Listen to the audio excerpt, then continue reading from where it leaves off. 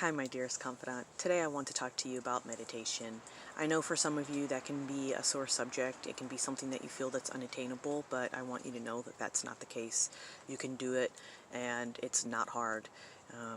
The thing is that when we make excuses for not being able to meditate, it's usually, I don't have the time, or I can't get comfortable and confident enough to sit still for that period of time, or I can't get out all the distractions, right? Well, that's kind of the point of meditation, is to get you to a place where you can go within yourself, no matter what's going on around you, and learn how to self-soothe, to come back to a place of grounding, and to be able to move forward with whatever it is that you're struggling with, or just even to get through your day. And I started off in, I think, December, and I was like, I cannot meditate, I will not meditate, this is not for me. It might have been November. I cannot, I will not, this is not what I want for my life. And I got put in the mindfulness class through the whole health program with the VA, which I did it because I wanted to learn how to meditate, so I went in with the right intention, and I think that's how you get through most things in life, right? Having the right intention. But now I'm able to meditate almost every time effortlessly. And the reason why is because I found out that, okay, yep, sitting on the floor with your noise cancellation headphones on and spa music playing is a great way to meditate. You can make leaps and bounds, right? But that's not necessarily right for everyone. I have found the best practices that I'm able to hold on to with instrumental music or spa music, or however you want to put it. You can use any genre, it doesn't really matter. I mean, you can use heavy metal if that's what's soothing to you.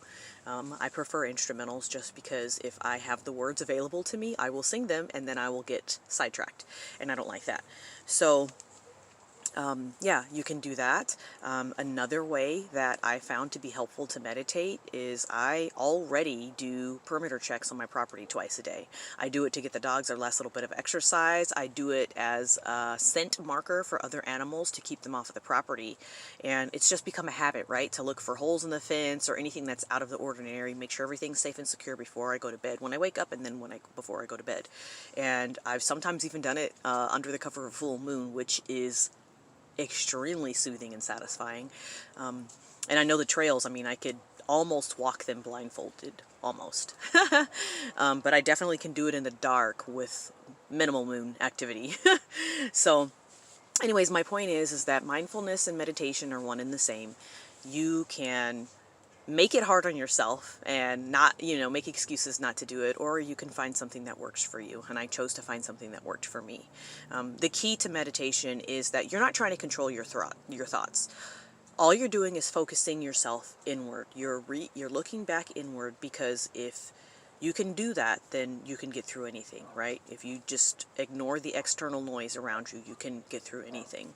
It doesn't mean that you have to block it out specifically. So like me sitting in this tent with the noise cancellation headphones on, like, this is great, but not everybody has access to that, right? And so even with this, I have dogs barking, I got jets flying overhead, I have cars coming down the road, very rarely, but they do come. And so there's always going to be a distraction if you want there to be a distraction, if you expect there to be a distraction, right? But meditation has really done some amazing things for me. So I've talked about 2 ways that you can meditate already, sitting in silence and headphones and blah, blah, blah, doing the walk. I've also found some comfort in my daily activity. So I'm going about and I'm working on a project. Well, instead of listening to spa music, which I do often, I also will listen to brainwaves, the brainwave frequencies that I downloaded from Chris Cade, who has a lot of nice free content that some stuff will apply to you and some stuff you won't. If you want to subscribe to his emails, you can find him on Facebook and, whatever if you're looking for him, you'll find him, right? So Chris Cade is the guy's name. He's based out of, I think, Canada or California, one of those. Anyways, and so anyways, I downloaded alpha, beta, and theta brainwaves, and then I made my own little compilation. And so I have one that's, you can use. I'll have them on my blog for you, so that way you can download them if you want, if you don't want to subscribe to Chris Cade's content. And he has given authority for anyone to share because he wants people to have access to the information just like I do. And then I made some compilations, and so one is for like when I'm doing housework and stuff, and I'll just have my headphones on, and it just sounds like a buzzing sound, and it goes from one side of your head to the other, and it feels like it's going through you, which is pretty cool actually. And it just helps you to calm down and like slow down. Like I really find that I can really focus a lot better if I have that playing, and that's another tool for you to use. Something else that I have found helpful is listening to Tibetan singing bowls. You can listen to them on YouTube, and I have some content on YouTube as far as me subscribing to things that pages that I found helpful or channels that I found helpful that you are welcome to steal from me if you like, borrow, and I found that those really help to center and balance. And, we'll go into chakras and energy body and all of that stuff later on. Right now we're just talking about meditation. But those are some things that I found helpful for me. You can't control anything in your outside environment. You can only control what's going on internally and how you respond to things. And I would much rather respond to things than react to things. And so I have found these things extremely helpful. Yeah, meditation is not about controlling your thoughts. It is about letting them come and go, and you being calm and cool and collected throughout all of that. Something else that I tend to do when I meditate, it doesn't have to be a solitary practice where you're just focusing on your breath. Sometimes I'll go into meditation with a question on my mind, and where we mess up with meditation is we expect a specific answer, or we expect to have our question answered, right? And so then we're disappointed when we don't immediately find something that suits us or we think is right. And for me, I found better success with going in with a question. And like today, for instance, I meditated about meditation. And that was the word that I kept coming back to, almost like a chant, like meditation. And then every time I would start to stray, I would come back and say the word meditation in my head, listening to my brainwave meditation that I created. And, you just come up with stuff. You come up with all kinds of things. And the key is letting all of those thoughts flow through you and coming back to yourself.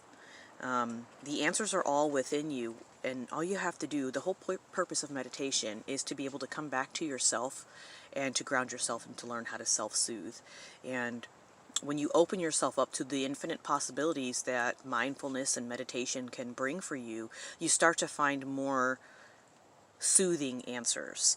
And I don't necessarily mean that there's one specific answer, but what I mean is that there's a whole bunch of different answers, and then the one that really speaks to you is the one that sticks. And when I go through and I make my decisions that way, I find that I flow much better with my future and the things that are coming after that. Than if I'm like, okay, this is what I need to do. I need A, B, or C. Okay, pick one. Okay, I guess I'll pick B. Let's go. And then I find a lot of times I have to renege that decision and come back to something else, or I forgot to think about something specific, and then my husband reminds me, or whatever it is, right? And so meditation has really helped me to be able to slow down, focus, live in the moment, and be present in that moment and ground myself. It's very calming, it's soothing, and yeah, so mindfulness is something you can do in as little as one breath. Just take a really deep breath in, focusing on that breath, and then take a deep breath out. And sometimes that's all you need in order to get yourself back right on track. So I promised that I would keep the videos under 10 minutes, and so I will do that, but there will be more to come on meditation. Remember, I have a YouTube channel that I have content that I've subscribed to that might be helpful. I have stuff on Pandora that you're welcome to look at and see if it fits your needs. Of course, you can go to my blog, my website, ctgh.life, and then of course follow me on Instagram. And yeah, I think that's it for now. But yeah, so I love you, my dearest confidant. Until next time.